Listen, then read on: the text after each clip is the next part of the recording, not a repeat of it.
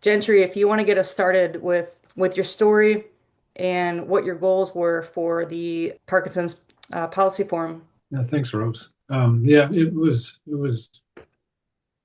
so Parkinson's is a disease that happens to you, and there's not much that you can do to to stop it or even slow it down with the medications that we have at this point in time. So this was an opportunity for us and each one of us individually to go and have our voices heard while they're still loud enough to be heard. Um, so there were three different things that we're asking for. Um, we wanted the advisory council to be seated. They've been selected, but it's been sitting in the White House apparently for a while. Um, and we just asked them to make good on the promise they made with the national plan in Parkinson's, which is now the National Parkinson's Project.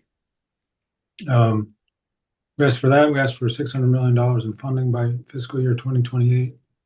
And then we asked them to support the ban on paraquat and also the Healthy Brains Act to further research.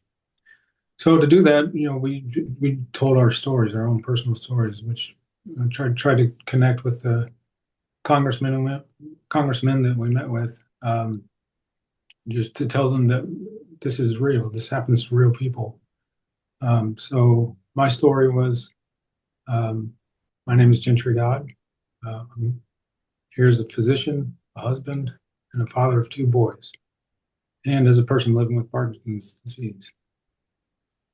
I was diagnosed 5 years ago at the age of 40, actually at the age of 39, the day before I turned 40. And that's considered a young onset Parkinson's, which means the disease showed up at what should have been the prime of my life while working on my career, advancing my career, coaching my kids in sports, dancing in the kitchen with my wife.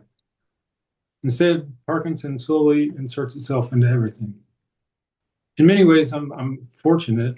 My wife, who was with me at the event, is my best friend and my rock. We have two boys, 13 and 10, and every night before bed, they pray out loud for a cure for Parkinson. As a father, hearing that is incredibly moving and incredibly humbling. As a physician, it's also heartbreaking because as much as we've learned about the disease, we still don't have a disease-modifying treatment for Parkinson's. We manage symptoms, we manage decline, but we can't stop the disease. But here's what gives me hope. We're closer than we've ever been. I work in the life sciences industry, and I see the innovation happening right now. Biomarkers, gene-targeted therapies, disease-modifying approaches, earlier diagnosis. The science is real. The pipeline is real. But science doesn't move from possibility to reality without sustained, coordinated federal leadership. And that's why we went to Washington, D.C. to ask for that leadership and those asks that I mentioned earlier. Thank you, as always, Gentry, for sharing your story.